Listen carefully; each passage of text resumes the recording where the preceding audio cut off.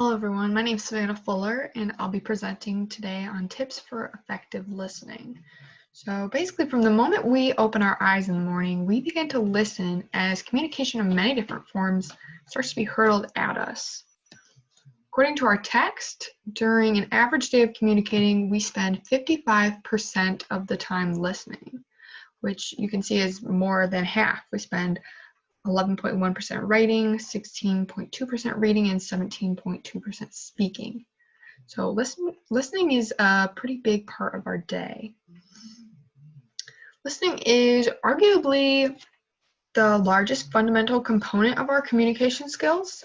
It's an active process that must be used in order to understand the messages we're receiving, and it can benefit us greatly. In order to attain these benefits, however, we also have to be aware of the barriers that exist that can potentially steer us away from it.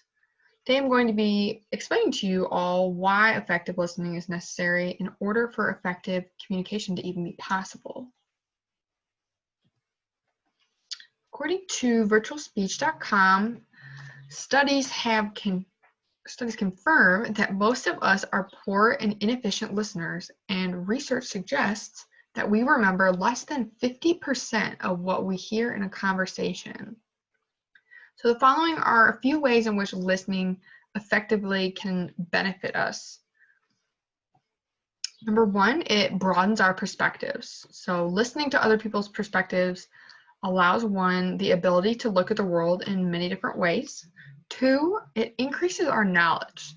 So whether an employee or student, effective listening skills can help one retain information from meetings, instructions, classes, or reports. The more information one's able to retain through listening, obviously the more efficient they can be at completing a task or even a goal.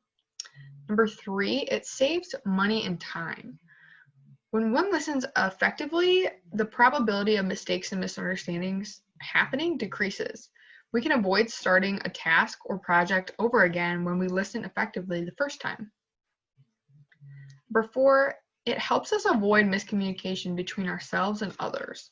When we don't listen as best as we can, we put ourselves at risk to miss nonverbal cues in other parts of communication. In order to become effective listeners, we must also be aware of the barriers that exist that can interfere with understanding the messages we're receiving. Some barriers to listening include noise. This barrier doesn't just mean the noises we hear. Noise can be any type of factor that interferes with our ability to fully understand a message. These noises can be external, sound or visual, or internal, thoughts or feelings. B is attention span. As humans, we can only realistically stay focused for a certain amount of time. Even when a topic may be interesting that we are listening to, we usually pause for a moment to do something else, such as getting a drink or checking our phones. C is receiver biases. So when listening to others, there's always the potential for biased and judgmental listening to occur. Jumping to conclusions can happen to anyone while listening, especially when the listener has preconceived opinions about what the speaker is talking about. And D, listening apprehension.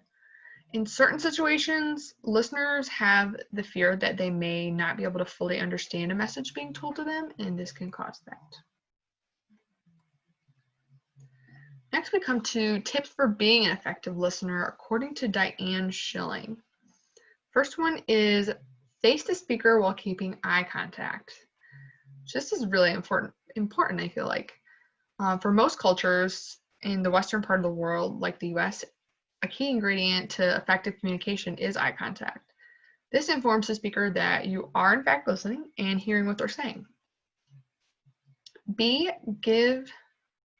Number two, give the speaker feedback by replying or asking questions. So offering feedback such as head nodding or asking a question that pertains to the topic shows the speaker that you are engaged and helps you as the listener stay engaged. Number three, try to keep an open mind. Mentally criticizing a speaker compromises our ability to be effective listeners. When we keep an open mind and stay unbiased, we are able to listen actively without jumping to conclusions. This ultimately allows us to gather the information we need to form a sound opinion.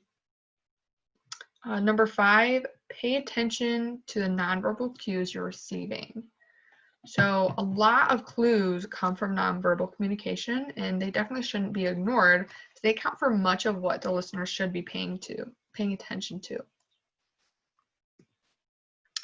Based off of what you've learned today, you now know the significant positive outcomes that can happen when we listen effectively. Since most of us only retain half of the information we listen to, I hope you at least will remember the tips to being an effective listener. Thanks.